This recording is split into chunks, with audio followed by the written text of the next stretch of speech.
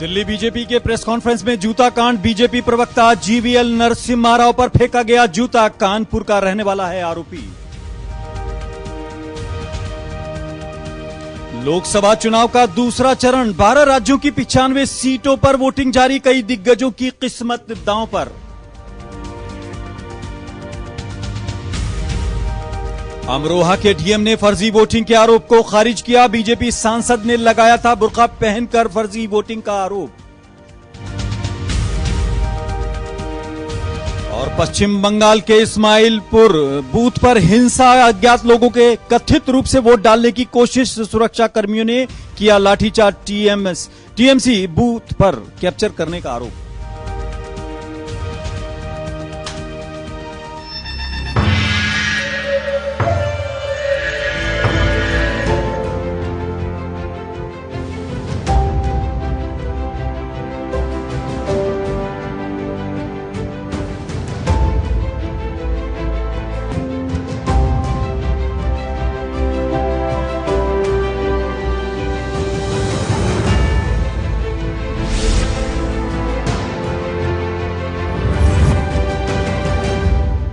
नमस्कार, देश का मूड लेकर हाजिर है आपका मेजबान आजाद खालिद।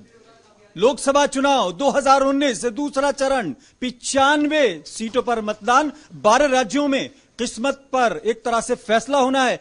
देश के लोकतंत्र का सबसे बड़ा सिपाही अगर देखें वोटर, अपने फैसले का एक तरह से आज फैसला सुनाएगा। इस पर आज बात करेंगे और अलग अलग बात करेंगे, लेकिन सबसे पहले आपको लेते हैं एक बड़ी खबर देते हैं। बिग ब्रेकिंग दिल्ली से आ रही है और बीजेपी के ऑफिस के अंदर जूता कांड रिटर्न एक तरह से देखा जाए, क्योंकि आज बीजेपी की प्रेस कॉन्फ्रेंस के दौरान एक जूता चला।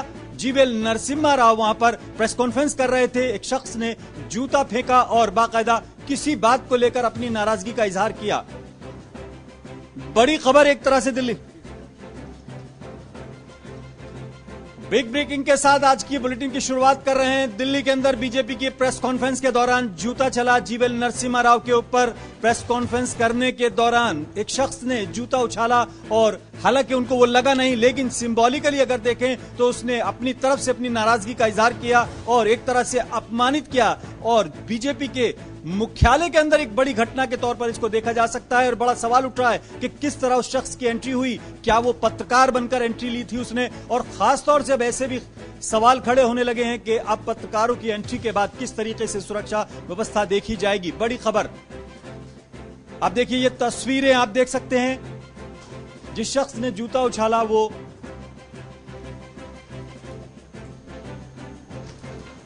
शक्ति भार्गव नाम बताया जा रहा है। कानपुर का रहने वाला है। किसी मेडिकल कॉलेज या अस्पताल से उसका विवाद बताया जा रहा है। हालांकि इस पर सफाई दी गई है। ये आप देख सकते हैं, घेरे में करके हम आपको दिखा रहे हैं किस तरह से सुरक्षाकर्मी और बीजेपी कार्यकर्ता उसको काबू कर रहे हैं और ले जा रहे हैं। लेकिन आप देख सकते हैं ये जूता आया और ये जीवीएल नरसिम्हा राव को कहीं ना कहीं ब्रश करता हुआ निकल गया।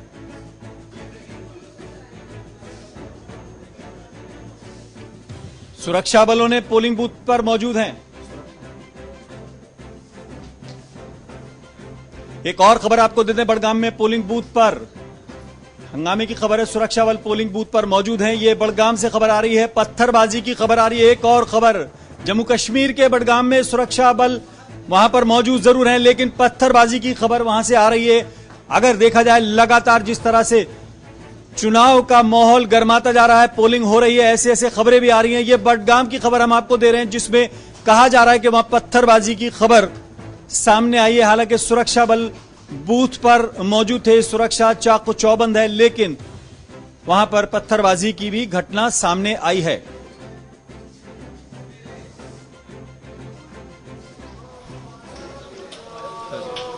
आप ये वीडियो देख सकते हैं, वहां से आई हैं ताजा ये जो तस्वीरें हैं आप देख सकते हैं। सुरक्षा बल मौजूद हैं और किस तरीके से वहां पर हालात हैं ये आप देख सकते हैं। बडगाम की हम आपको वीडियो दिखा रहे हैं, जिसमें ये सुरक्षा बल मुस्तैद हैं, लेकिन पत्थरबाज भी उधर कहीं ना कहीं अपनी नाराजगी या अपनी हरकतें करते नजर आ रहे हैं। पोलिंग बूथ की खबर है।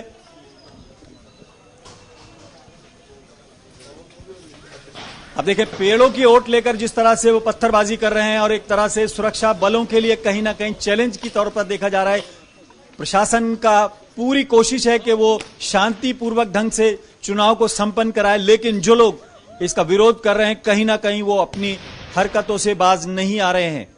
आप देख सकते हैं तस्वीरों में साफ, उसमें कुछ यूथ भी नजर आ रहे हैं, 17, 18, 20 साल तक की उम्र के, और कुछ ऐसे भी लोग हैं जिनका चेहरा नजर नहीं आ रहा, लेकिन ये अपने आप में, जो हम बात कर रहे थे, देश का मूड पूरा इस वक्त चुनावी है। हालांकि दूसरे चरण में फिलहाल सिर्फ 95 सीटों पर मतदान होना है, 96 होने थे लेकिन एक सीट कैंसिल हो गई है, लेकिन 95 पर आज मतदान होना है। एक पैनल मेरे साथ जुड़ा हुआ है, बहुत स्ट्रांग, संजय गुप्ता जी कांग्रेस की तरफ से हमारे साथ मौजूद हैं। बहुत बहुत स्वागत है संजय गुप्ता जी। हमारे साथ आरपी उपाध्याय जी हैं, सीनियर जर्नलिस्ट हैं, बहुत बहुत स्वागत है आरपी उपाध्याय जी। हमारे साथ राहुल त्रिवेदी हैं जो बीजेपी की तरफ से अपनी बात रखेंगे, बहुत बहुत स्वागत है राहुल आपका। और हमारे साथ मौजूद हैं, कवि भी मौजूद हैं हमारे साथ, दीपक जी हमारे साथ मौजूद हैं। दीपक जी बहुत बहुत स्वागत है आपका भी। लेकिन सबसे पहले अगर मैं आज बात करूं जूता कांड को लेकर, सबसे पहले राहुल आपसे सवाल बनता है, आपके मुख्यालय में एक कांड हुआ है, जूता कांड रिटर्न के तौर पर चिदम्बरम वाली घटना याद आ गई है, क्या लगता है आपको? साजिश लगती है, नाराजगी लगती, क्या लगता है? देखिए, ये तो जांच का विषय है, लेकिन ये बात जरूर कहूंगा कि जिस तरह से आपकी खबर में कुछ देर पहले आ रहा था कि जैसे ही हमारे प्रवक्ता जीवीएस नरसिम्हा और जो राष्ट्रीय नेता हैं वो साध्वी प्रज्ञा के ऊपर कुछ बोलना स्टार्ट करना चाह रहे थे, उसी समय वो जूते का कांड हुआ। उससे ये लगता है कि कहीं न कहीं कोई साजिश है। और जिस तरह से कांग्रेस पार्टी ने अपने शासनकाल में साध्वी प्रज्ञा को प्रताड़ित किया, जिस तरह से उनके सहारा लेकर और पूरे भगवा और पूरे हिंदू को आतंकवादी बताया, तो वो लोग बिल्कुल खुश नहीं होंगे, उन्हें लग रहा होगा। और जिस तरह से वो भोपाल में आ रही हैं और दिग्विजय सिंह को टक्कर दे रही है और बिल्कुल वो चुनाव जीतने के कगार पे हैं, चुनाव जीतेंगे भी, तो ये अब कांग्रेस पार्टी अपनी हार देख रही है। कांग्रेस पार्टी को ऐसा लग रहा है कि हमने जिस हिंदू को, जिस भगवा को आतंकवाद बताया और वो बिल्कुल ही बाहर आ गई और उन्होंने, उनके ऊपर जितने जांच इन्होंने किया, जितना टॉर्चर किया, कुछ नहीं हुआ, तो इनका फ्रस्ट्रेशन है। और उसी फ्रस्ट्रेशन में हो सकता है कि जो कानपुर का व्यक्ति है जो ये साजिश किया है, जिसने जूता फेंका है, वो कहीं न कहीं इनके द्वारा भेजा गया कोई व्यक्ति भी हो सकता है। लेकिन ये पूरा एक जांच का विषय है और जब जांच के बाद सामने बातें आएंगी तो स्पष्ट हो जाएंगी कि आखिर इसके पीछे का कारण। बड़ा सवाल किया है इन्होंने, कहा जांच का विषय, लेकिन मैं संजय गुप्ता जी से पूछूंगा। संजय, अगर देखें तो आपके यहां भी एक कांड हुआ था, पी चिदम्बरम के ऊपर जर्नैल सिंह ने जूता फेंका था, उनकी नाराजगी थी कि 1984 के अंदर जो कांग्रेस का रोल था उसको लेकर नाराजगी थी। अगर देखें, लेकिन बड़ा गंभीर आरोप लगाया है, ये कह रहे हैं कि आपकी भी इसमें साजिश हो सकती है, क्योंकि लगातार आपने इसमें साध्वी प्रज्ञा को प्रताड़ित भी किया, हिंदू आतंकवाद भी किया, तो आप नाराज हैं, ऐसा कह रहे हैं ये। देखिए, इनकी विकृत मानसिकता का ये उदाहरण है और किस तरह के इनके विचार और ख्यालात के अंदर कांग्रेस रहती है। इनकी मेंढकी को भी अगर जुकाम आ जाए ना तो उसके पीछे कारण कांग्रेस ढूंढते हैं। ये मुझे ऐसा लगता है कि मेंढकी आपको याद आती है, ये सिद्धू वाली भाषा बोल रहे हैं। आपको लगता है कि आप मुद्दे से हटके ऐसे शब्द क्यों लाते हैं? मुझे लगता है इंसानों के बीच में अगर आप मेंढकी का जिक्र करेंगे तो ऐसा लगता है आप शायद माइलेज लेना चाहते हैं। मेंढकी में इसलिए कहना चाहता हूं कि आप बताइए कि अभी तक तो ये पता नहीं चला किसने जूता मारा है, अभी तक तो ये पता नहीं चला क्या विषय है, और इनको मालूम चल गया, इनको साध्वी प्रज्ञा भी मालूम चल, क्योंकि चोर की, अब ये मेरे बीच में बोल रहे हैं, अब ये चोर की दाढ़ी में तिनका, चोर की शिंदे जी ने और राहुल गांधी जी ने भगवा आतंकवाद नहीं बोला था, उन्होंने हिंदू आतंकवाद नहीं बोला था। प्रज्ञा ठाकुर को मार मार के जेल, भगवा आतंकवाद एक तरह से आपके लिए भारी पड़ा था। कहाँ जूता पड़ रहा है इनको और भगवा आतंकवाद की बात कर रहे हैं हमारे लिए। मैं उसकी अगली बात कर रहा हूं। मैं जब ये बात करते हैं इंडिया इज शाइनिंग, जब ये बात करते हैं कि अच्छे दिन आ गए हैं, जब ये बात करते हैं कि राम मंदिर बन गया है, जब ये बात करते हैं कि 2 करोड़ बेरोजगार को नौकरी मिल गई है, जब ये बात करते हैं कि किसानों के अच्छे दिन आ गए हैं और गन्ने का पेमेंट भी हो गया है और सारी सुख सुविधाएं और जो उनको कीमत मिलनी चाहिए वो मिल गई है, तो वो लोग जूता नहीं मारेंगे तो क्या करेंगे? अभी जांच हो जाने दीजिए, मालूम चल जाएगा। और मैं एक एडवाइस करना चाहता हूं, मैंने 2 मिनट। आपको लगता है कि जैसे 84 के दंगे की नाराजगी आपके ऊपर जूते के तौर पर बढ़ी थी, ये नाराजगी वही है? मैं एक मिनट आरबी उपाध्याय जी के पास चलूंगा। मैं सरकार नहीं है आपकी, चलिए बोलिए। मैं कहना चाहता हूं, मैं एक सुझाव मैंने अभी भी दिया था कि भारतीय जनता पार्टी के नेता प्रवक्ता जब झूठ बोलने सार्वजनिक मंचों पर या प्रेस कॉन्फ्रेंस में जाएं, आगे से हेलमेट पहन के जाया करें, क्योंकि लोग उनके झूठ से त्रस्त आ चुके हैं। ये कांग्रेस की राय पी चिदम्बरम के बाद इन्होंने सीखी थी, क्या आप भी हेलमेट लगा? आप 5 साल में इतना झूठ बोल गए हैं जितना इस देश के इतिहास में कभी नहीं बोला गया। आप झूठों की सरकार है। ठीक है, आरबी उपाध्याय के पास चलो। आरबी उपाध्याय पॉलिटिकल लोग पॉलिटिकल लोग मुद्दे उठा रहे हैं, जर्नलिस्ट आप हैं, जनता की आवाज हालांकि ये भी हैं लेकिन आप भी हैं, आप कैसे देखते हैं? जूता आया चला, हालांकि लगना न लगना सवाल नहीं है, सिंबॉलिकली वो कह रहे हैं कि साध्वी का जैसे ही नाम लिया जूता उछाल दिया गया, कांग्रेस की साजिश हो सकती है ऐसा कह रहे हैं ये, लेकिन कांग्रेस कह रही है कि काम नहीं किया, उसकी नाराजगी है। क्या ये नाराजगी का अंदाज कौन सा है? देखिए, दो चीजें हैं।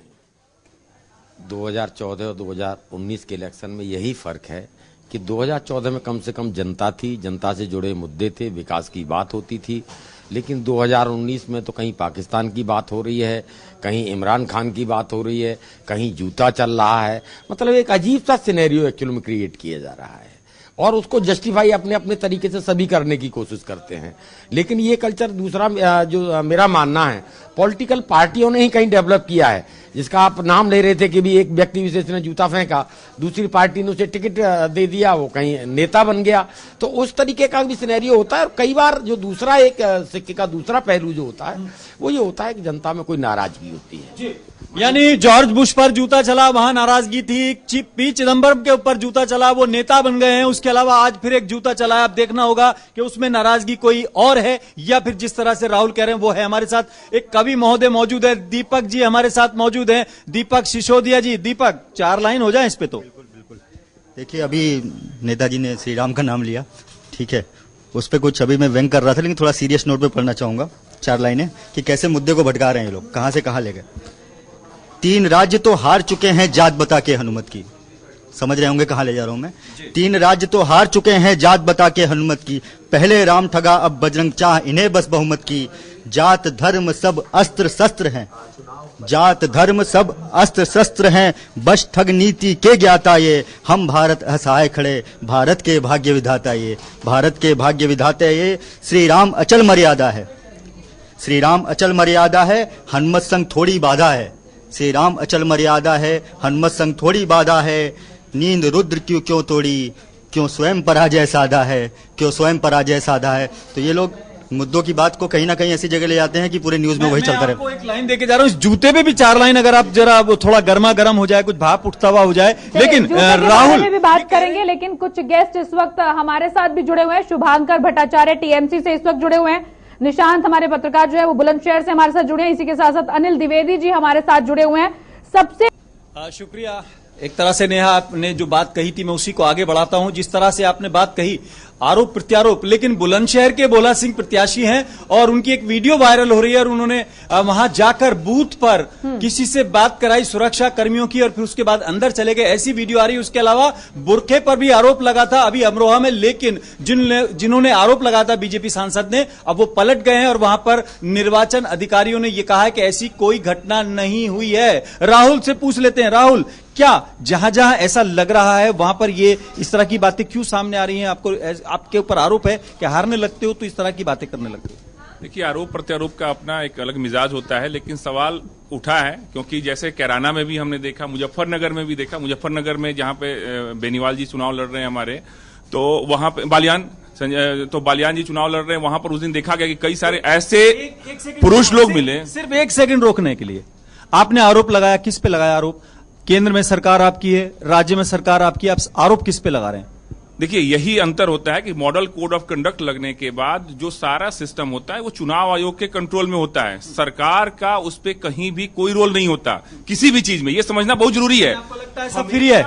यानी आज मायावती कह रही है कि जिस तरह से उनके खिलाफ कार्रवाई हुई लेकिन योगी आदित्यनाथ के खिलाफ नहीं हुई, यहां पर सवाल उठ रहा है। उसके अलावा पीएम के काफिले की जांच करने वाले अधिकारी को, आईएएस को आज सस्पेंड कर दिया गया, तो आपकी कौन सी बात को माने जनता?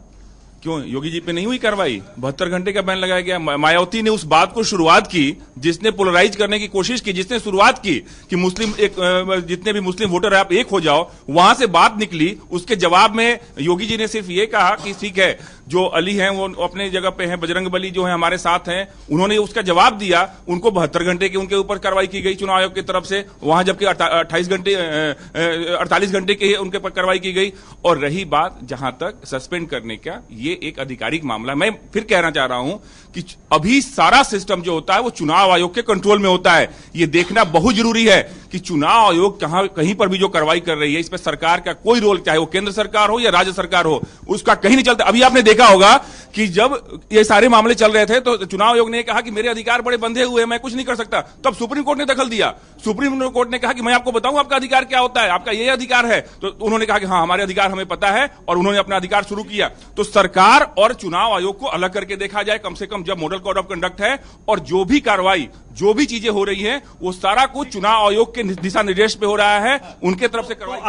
अमरोहा और जो जहां पे आप आरोप लगा रहे थे वो आप उससे अलग हटते, क्योंकि पलट गए आप कह रहे हो कि नहीं ऐसा कुछ नहीं हुआ, मुझे मालूम नहीं हुआ। नहीं, हमें शक था, हमने उसको वहां पे जाहिर किया। ठीक है, अगर वहां के जो डीएम है वो कह रहे हैं कि हमने जांच की और जांच में ऐसा लगा कि नहीं इस तरह की बात नहीं है, लेकिन चूंकि इस तरह की बात मुजफ्फरनगर में देखने को मिला था, कई ऐसे पुरुष थे जो बुर्का पहन के और वहां पर पकड़े गए हैं बूथों पे, तो उसके आधार पर हमें लगा एक दो जगह पर शक लगा होगा। तो हमारे माननीय जो प्रतिनिधि हैं वहां पर जो कैंडिडेट है उन्होंने ये सवाल उठाया होगा। लेकिन यानी चुनाव आयोग को लेकर शुरू से ही चर्चा थी, और जिस तरह से 66 पूर्व ब्यूरोक्रेट्स थे उन्होंने चिट्ठी भी लिखी कि चुनाव आयोग काम ठीक से अगर कहा जाए उस पर आरोप था कि नहीं कर रहे हैं। संजय गुप्ता जी, आप बार बार कई चीजें कहना चाह रहे हो, लेकिन अगर देखें तो कहीं ना कहीं आपके पिटारे में भी वही सब चीजें हैं जो इधर से थी। अगर वहां अली और बजरंग बली था, अगर वहां हनुमान जी की जात बताई जा रही थी, तो आप भी 64% माइनॉरिटी को इकट्ठा होने के लिए कह रहे हैं, आपके सिद्धू कटिहार में यही बात कह रहे हैं, तो आपके पास अलग क्या है? देखिए, पहली बात तो कुछ चीजें और छूट गई हैं। अमित शाह साहब जब कहते हैं जाकर के वेस्ट बंगाल में, यानी आप अपने वाली नहीं बताओगे? सर एक मिनट मैं पहले ये तो पूरा कर दूं, और मैं आपको फिर वही जो बात अभी राहुल जी ने कही, देश के अंदर मॉरल कोड ऑफ कंडक्ट लागू है। अगर किसी ने भी अगर कोई गलत बात कही है, चाहे वो कांग्रेस का व्यक्ति हो चाहे दूसरी पार्टी का नेता हो, तो वो उसके ऊपर कार्रवाई होगी। मगर मैं एक बात और याद दिलाना चाहता हूं, संज्ञान में लाना चाहता हूं इलेक्शन कमीशन के भी, कि अमित शाह जो इनके राष्ट्रीय अध्यक्ष हैं, उन्होंने अभी कल के बयान में ये कहा कि इस देश के अंदर जो घुसपैठी हैं यदि मुसलमान होंगे तो उनको उसको देश से निकाल के बंगाल की खाड़ी में फेंक दिया जाएगा, और यदि वो हिंदू हैं तो उनको यहाँ की नागरिकता भी दी जाएगी और गले से भी लगाया जाएगा। तो मैं पूछना चाहता हूं कि इन चुनाव के दौरान जो इस तरह का भाषण दे रहे हैं, क्या ये मोरल कोड ऑफ कंडक्ट के अंदर नहीं आता है? और यदि नहीं आता है तो इस देश के इलेक्शन कमीशन से मैं कहना चाहता हूं, जब आपसे सवाल करते हैं और आप जवाब देते हैं तो आपका जो टोन होता है थोड़ा सा लेवल में होता है, जब आपका आरोप आता है तो वो बढ़ जाता है। मतलब मैं देखता हूं जो पॉलिटिकल लोग हैं, पॉलिटिकल लोगों का ये स्टाइल बड़ा मुझे अच्छा लगता है कि जब उनके पास आरोप होता है या कोई वो कॉन्फिडेंट होते हैं तो उनका लेवल बढ़ जाता है, चाहे वो राहुल का हो चाहे संजय जी का हो। लेकिन जनता के सवालों पे आप बड़ा डाउन कर देते हैं अपना टोन। बिल्कुल जनता का सवाल ही मैं उठा रहा हूं। और दूसरा, मैं आपको अभी आप जूते की बात कर रहे थे, उसमें कड़ी मेरी बात रह गई थी पिछली बार भी, कि भारतीय जनता पार्टी में तो आजकल जूते का मारने का फैशन चल रहा है। शरद त्रिपाठी जी जो हमारे सांसद थे, किस तरह से राकेश सिंह जी जो विधायक हैं, इन्होंने जूतों से सार्वजनिक तौर पे पिटाई करी और पूरे देश ने देखा। इनका कल्चर है। और मैंने तो जो आपको कहा था, दोबारा फिर रिपीट कर रहा हूं कि जब भी झूठ बोलने घर से निकले जरूर हेलमेट पहन के जाएं। ये ना हो कि राजनीति के चक्कर में जो सर पे इतने जूते पड़ेंगे। अरे आप भाई साहब, ठीक है, कल हमने जिक्र किया दोनों लोग ऑडियो में नहीं है। कल ये जिक्र किया था कि नौकरियां गई हैं, लेकिन आप देख रहे हैं कि जूते पे लोग उलझ रहे हैं, हिंदू मुसलमान पे उलझ रहे हैं, लेकिन रोजगार पर कोई नहीं उलझ रहा है। आरबी उपाध्याय जी, बहुत समस्याएं हैं, मुद्दों को लेकर बात होती है, लेकिन मुद्दे भी कहीं डिफाइन नहीं है। मुद्दे अगर देखें, इंडस्ट्री बंद हुई है बहुत बड़े पैमाने पे, हर शहर में, गाजियाबाद, कानपुर और जवाब जितने भी औद्योगिक क्षेत्र थे, नोएडा, जहां पे बड़ी बड़ी इंडस्ट्री थी वो बंद हुई है, रोजगार कम हुआ है, लेकिन उसकी चर्चा नहीं है। लॉ एंड ऑर्डर की चर्चा नहीं है। मुद्दों को भी डिफाइन करने में कहीं ना कहीं ऐसा लग रहा है पक्ष और विपक्ष दोनों विफल रहे हैं, या जनता समझ नहीं पा रही है। देखिए, जहां तक मुद्दों की बात है, 2014 और 2019 के इलेक्शन को आप अगर देखेंगे तो 2014 में कम से कम विकास की बात होती थी और वहाँ एक गुजरात मॉडल की भी बात होती थी, और जनता ये उम्मीद करती थी कि भी जिस तरह से गुजरात में कोई चमत्कार हुआ है वो पूरे देश में होगा और पूरा देश विकास करेगा। लेकिन वो गुजरात मॉडल गुजरात में दम तोड़ गया। जब गुजरात में इलेक्शन हुआ, वहां लोग गए या पर्यवेक्षक गए, तो उन्होंने देखा कि जैसा बताया जाता था वैसा विकास नहीं है। और 2019 में तो कोई मुद्दों की बात ही नहीं कर रहा है, न गरीब की बात हो रही है, न किसान की बात हो रही है, न मजदूर की बात हो रही है।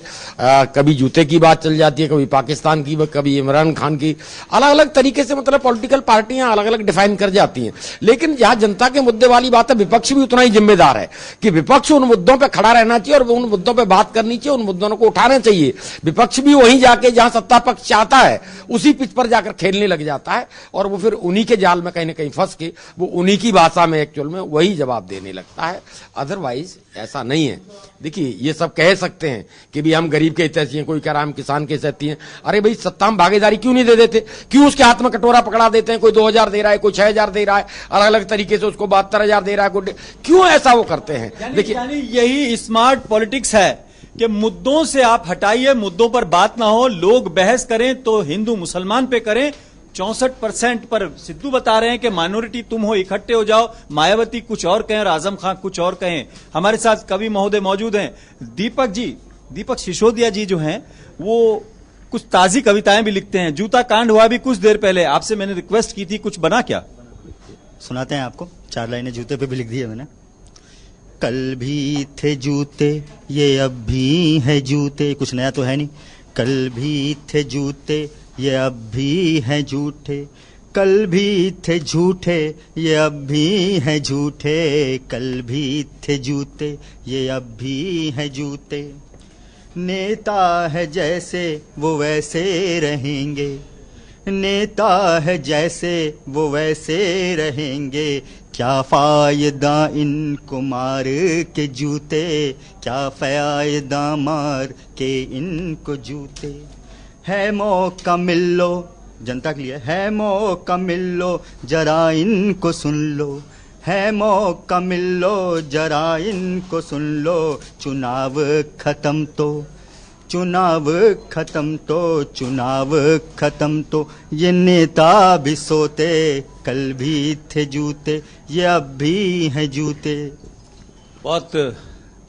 बहुत कम समय में जो लाइनें लिखी हैं उसमें व्यंग का जो वजन है वो बहुत है। मुद्दों की बात हो रही थी और मुद्दे बहुत थे। मुद्दे रोजगार भी था, मुद्दे किसान भी थे, मुद्दे लॉ एंड ऑर्डर भी था, लेकिन एक मुद्दा है आधी आबादी का। बहुत दिनों से महिला आरक्षण को लेकर चर्चाएं होती है। अभी मैं पैनल से अपने पास जाऊंगा, उनसे पूछूंगा कि कम से कम इस मुद्दे पे तो बता दें। टीएमसी के हालांकि बहुत लोग आलोचना भी करते हैं और उसको लेकर वहां पर राजनीति भी होती है, लेकिन उसने 41% अपने टिकट्स के अंदर अगर दिया जाए बंटवारा किया है, महिलाओं को दिए हैं। लेकिन बीजेपी ने कितना किया है जरा इनसे भी पूछ लेते हैं। और क्या इनका स्टैंड है बेटी बचाओ और बेटी पढ़ाओ पर, आधी आबादी को लेकर? एक ही मुद्दे पर बात करूंगा राहुल। देखिए कभी भी जो भारतीय जनता पार्टी वो हमेशा से 33% जो आरक्षण है महिलाओं के लिए, उस आरक्षण के लिए पूरी तरह से प्रतिबद्ध है और वो चाहती है कि 33% का आरक्षण महिलाओं को मिले। लेकिन सवाल ने कितना दिया, टिकट कितने दिए? सवाल ये है, देखिए टिकट का बंटवारा जो होता है वो हर पार्टी अपने जीत के हिसाब से अपने क्षेत्र में किसको टिकट दिया जाए, टिकट के हिसाब से किसको। जो आरक्षण की बात हो रही थी 33%, बेटी बचाओ बेटी पढ़ाओ, अगर वो आरक्षण हम मैंडेटरी कर देते हैं, अगर हम लोकसभा से, पार्लियामेंट से, अगर संसद से हम अगर बिल पास करवा देते हैं तो सबके लिए मजबूरी होगी और सब लोग उस पर फॉलो करेंगे। और भारतीय जनता पार्टी ने इसकी पहल भी की, लेकिन दिक्कत ये आ गई कि उसके अंदर भी कई लोग आ गए, कई पार्टी आ गई और उसमें कई अलग अलग। हमने ये कहा था कि स्टेट आप 33% आरक्षण दे दें, ये बाद में डिसाइड किया जाए। एक पार्टी को अपने उम्मीदवारों की लिस्ट जारी करने के लिए विपक्ष से राय लेनी पड़ती है। इनकी बात से ऐसा लग रहा है क्योंकि इन्होंने 10% भी अपने यहां महिला उम्मीदवार नहीं उतारे हैं। उतारने के लिए भी क्या आप विपक्ष को इल्जाम देंगे राहुल जी? देखिए 10% नहीं, हमारे कम से कम 13% जो कैंडिडेट हैं टोटल, वो महिलाएं। अभी तक जितने घोषित कैंडिडेट हैं उसमें से 13% कैंडिडेट महिलाएं घोषित की जा चुकी हैं। यानी 20% अभी भी कम है। खैर संजय जी से ले लेते हैं राय। संजय जी भी हमेशा विपक्ष के तौर पर बीजेपी पर सिर्फ आरोप लगाते हैं, लेकिन आधी आबादी को लेकर एक ही मुद्दे पर सवाल करूंगा, इधर उधर नहीं, हिंदू मुसलमान नहीं, जूता नहीं। आप क्या करोगे? आपने क्या किया? कितनों को आपने टिकट दिया है? आधी आबादी को लेकर आपकी क्या राय है? मैं आपको जिम्मेदारी से कहना चाहता हूं, आप हमारी लिस्ट उठा लें। सारी राजनीतिक पार्टियों से ज्यादा अगर महिलाओं को सीटें दी, कितनी? 11%? सर एक मिनट मैं पूरी बात कर लूं अपनी। और दूसरी बात यह कि मैं याद कराना चाहता हूं कि हमारी नेता सोनिया गांधी ने, राहुल गांधी ने मोदी जी से निवेदन किया था कि आप संसद के अंदर महिलाओं के आरक्षण का से निवेदन किया था कि हमारी लिस्ट फाइनल करने में हमारी मदद करें, ऐसा कहना चाह रहे हैं आप? नहीं, संसद की बात कर रहा हूं। हमने जिम्मेवारी से कहा, जो जिम्मेवारी जो भाई साहब आपको मैं एक मिनट आप डाइवर्ट बिल्कुल आप रोकिए नहीं, मैं तो बताइए आपकी लिस्ट आप फाइनल करते हैं या मोदी जी करते हैं? नहीं, मैं कुछ और कह रहा हूं। मुझे ये बताइए आपकी लिस्ट कौन फाइनल करता है? आपके उम्मीदवारों की लिस्ट किसने फाइनल की? ये बोर्ड करता है हमारा। उसको मोदी जी से राय लेनी थी? नहीं, बिल्कुल नहीं, मैंने ये कहा। मोदी जी पे आरोप क्यों? आरोप नहीं लगा रहा हूं, मैं तो आपको एक बात बता रहा हूं कि हम लोगों ने ये कहा था कि आप ये लेकर के आए बिल, कांग्रेस यानी बिल नहीं आएगा तो आप नहीं देंगे? नहीं, क्यों नहीं देंगे? बिल्कुल, सबसे ज्यादा अगर मान लीजिए आप उसके अंदर जो नीचे बात कर रहे हैं, आप ये नगर पालिका के चुनाव हैं, वहां कांग्रेस ने वहां पे उसके अंदर उनको रिजर्वेशन दिया। कहाँ पे? नगर पालिका के। कौन सी नगर पालिका? कौन सी नगर पालिका? नगर पालिका। एक का नाम बताइए। दिल्ली लीजिए आप, एमसीडी। हाँ जी, जरूर। कितने % दिए? बिल्कुल 33% है, 33 महिला। ठीक है। लोकसभा चुनाव के इस वाले सेशन में कांग्रेस ने कितने अपने यहां पे उम्मीदवार उतारे महिलाएं, वो सब आपके सामने है। आरबी उपाध्याय जी, मुद्दों की बात सब करते हैं। विपक्ष जो है सत्ता को घेरना चाहती है, सत्ता जो है विपक्ष पर आरोप लगाती है, लेकिन सिर्फ एक मुद्दे पर अगर बात करें, आधी आबादी को लेकर स्टैंड किसी का भी क्लियर नहीं है। देखिए, आधी आबादी की चिंता किसी को नहीं है, न उसको सत्ता में भागीदारी देना चाहते हैं, जैसे गरीब को और किसान को नहीं देना चाहते हैं, उसी तरीके से महिलाओं को भी उनके अधिकार से कहने को तो एक नारे तो बहुत अच्छे अच्छे हो सकते हैं कि बेटी पढ़ाओ, बेटी बढ़ाओ, महिलाओं का सम्मान, अपना सम्मान, और उसी का कारण है आप देखते होंगे इन सब चीजों से हटके ही फिर वो जूता जरूर एक ताकत रखता है जो बीच में आ जाता है। मैं 4 लाइनों के साथ, जूता है फिर से चला राजनीति की चाल, जूता है फिर से चला राजनीति की चाल, जनता की कहीं बात नहीं, जनता है बेहाल। जूता है फिर से चला राजनीति की चाल, जनता की कहीं बात नहीं, जनता है बेहाल। जनता है बेहाल न कोई उसकी सुनता, जनता है बेहाल न कोई उसकी सुनता, चोर चोर के शोर में फिर से चल गया जूता। RB Upadhyay ji senior journalist है, लेकिन आज इनका भी कवि जाग गया है। जूता देखा तो उनका भी राइटर है, कवि है और कई चीजें हैं। लेकिन हमारे साथ दीपक सिसोदिया जी मौजूद हैं। दीपक जी, आधी आबादी को लेकर किसी भी पार्टी का स्टैंड क्लियर नहीं है। 33% की बात होती है और कई साल से हो रही है, लेकिन लोकसभा, राज्यसभा और बिल में अटक जाती है। कोई पार्टी अपने सूची को फाइनल करने में भी नहीं लेती। क्या लगता है? 4 लाइन पढ़ता हूं, इस पे 4 लाइनें। महिला है इसे रहने दो, जो सोच है, वास्तविक सोच जो है पार्टियों की, क्योंकि 20-25 साल से ये बात होती रहती है। महिला है इसे रहने दो, जो कहती है कहने दो। महिला है इसे रहने दो, जो कहती है कहने दो। चूल्हा चौका करती है, उसे चूल्हा चौका करने दो। ये सोच है पार्टियों की, वरना अब तक हो जाता। चूल्हा चौका करती है, उसे चूल्हा चौका करने दो। कब तक यूं भरमाओगे?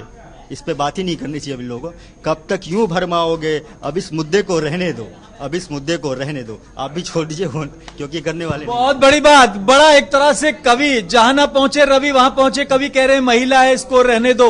लेकिन एक और सवाल अगर देखा जाए रोजगार को लेकर, कल ही एक रिपोर्ट आई है, बेंगलुरु की एक यूनिवर्सिटी ने कोई सर्वे किया है। उसने कहा है कि 2016 से 2018 के बीच में 50 लाख के करीब नौकरियां गई हैं। क्यों गई हैं ये कारण नहीं मालूम है, उसको लेकर कोई स्पेसिफिक नहीं है। इस रिपोर्ट को भी हम बहुत ज्यादा ऑथेंटिक न मानते हुए, लेकिन सवाल कर सकते हैं, क्योंकि हर घर में बिना रोजगार के चूल्हा जलना बहुत मुश्किल है। राहुल जी, आपको हर चीज नजर आ रही है। इस चुनाव में भी जिन्ना आपके यहां से जो है चर्चा हो गई है। वहां पर गिरिराज सिंह कह रहे थे कि जिन्ना टाइप बात हो रही है, पाकिस्तान आ जाता है, सब कुछ आ जाता है, लेकिन रोटी कैसे चलेगी?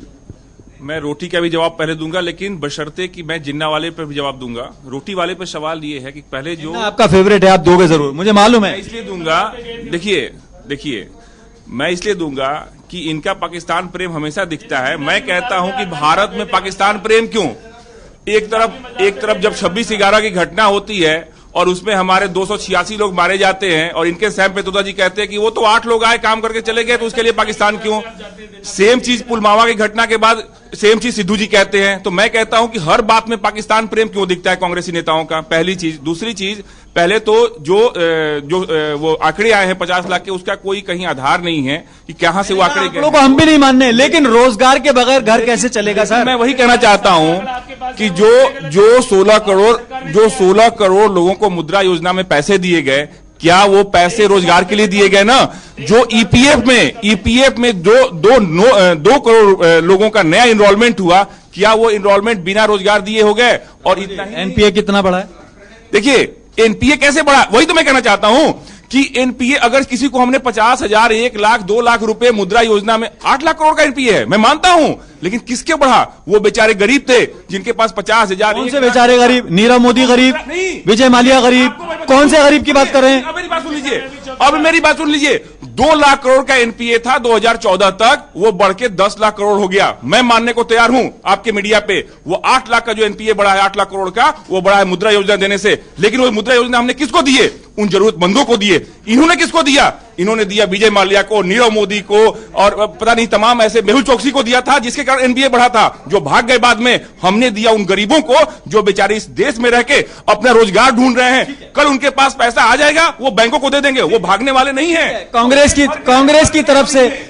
की तरफ से एक आया था नारा, गरीबी हटाओ। जरा पूछ लेते हैं, इनका भी पोस्टमार्टम कर लेते हैं। हमारे साथ संजय गुप्ता जी बैठे हैं। गरीबी हटाओ, कितनी हटी गरीबी? देखिए, जब देश आजाद हुआ 70% इस देश की आबादी गरीबी रेखा के नीचे थी। और जब ये बात करते हैं कांग्रेस ने क्या किया, आज 20% गरीबी रेखा या रेखा की गरीबी? सर एक मिनट सर, अब आप कहीं तो मुझे कहने का अवसर तो दीजिए।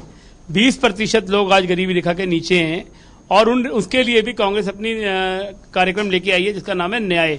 मैं पूछना चाहता हूं भारतीय जनता पार्टी के नेताओं से, आप अपना कार्यक्रम बताएंगे? 15 लाख रुपए आपने वादा किया था, दिया नहीं। आपने देश के अंदर बेरोजगारी की बात की थी, आपने उसको खत्म किया नहीं। 22 लाख सरकारी नौकरियां आज खाली पड़ी है, और वो बेरोजगार आदमी आपकी शक्ल देख रहा है। किसान की आपने देखी बात। सर एक मिनट, मैं अपनी इनको हाथ खड़ा करने की आदत है, सुन लीजिए मेरी बात। मैं आपसे दूसरी निवेदन कर रहा हूं कि भाई से भाई को लड़ाने वाले ये पाकिस्तान। अरे भैया, पाकिस्तान को लव लेटर कौन लिखता है, और कौन कहता है कि इस देश का सबसे अच्छा प्रधानमंत्री नरेंद्र मोदी होगा? और मैं पूछना चाहता हूं, जो पत्थरबाजी की आज घटना हुई है, उन पत्थरबाजों को सामूहिक तौर पर किस सरकार ने माफ किया? महबूबा मुफ्ती के साथ सरकार किसने बनाई? जिन्ना की मजार में आपके नेता भूल गए आप, लाल कृष्ण आडवाणी जी जाकर के जिन्ना की मजार पर जवाब ले लेते हैं। सबसे पहले मैं कहना चाहता हूं, ये जो 72,000 रुपए की योजना लेकर आए, पहले इन्होंने पहले आप नहीं रोजगार देखिए, ये चाहते हैं हमेशा। बता दो ना, अरे जिन्ना बता दो, जिन्ना हमेशा चाहेंगे कि हिंदू मुस्लिम लड़ाए, हमेशा चाहते हैं कि हिंदू मुस्लिम लड़ाए। मैं 72,000 का जो इन्होंने झूठ बोला है ना, ये फरेब मत करो। आप फरेब कर रहे हो जनता से। ये झूठ जो 72,000 का फैला रहे हो, ये 72,000 का झूठ लगा लो। ये आप देख रहे हैं, ये दोनों नेता मुद्दों पर बात कर रहे हैं। मुद्दे आपके सामने। आरबी उपाध्याय जी देखिए, गरीबों का खून चूसने वाले लोग हैं। ये 72 रुपए नहीं देने वाले कांग्रेस पार्टी की फोटो लगाओ। ये सिर्फ लूटने वाले लोग हैं, जिन्ना की सिर्फ लूटने वाले लोग हैं। इमरान खान को लव लेटर लिखते हो। देश में पाकिस्तान की बात करेंगे, देशद्रोह की कानून हटाएंगे। ये कह ठीक रहे है, हैं जब तक ठीक है, ठीक है, ठीक है, ठीक है, ठीक है। दोनों पॉलिटिकल लोग हमारे साथ कभी एक सेकंड थोड़ी साहित्यिक बात कर लेते हैं। थोड़ी साहित्यिक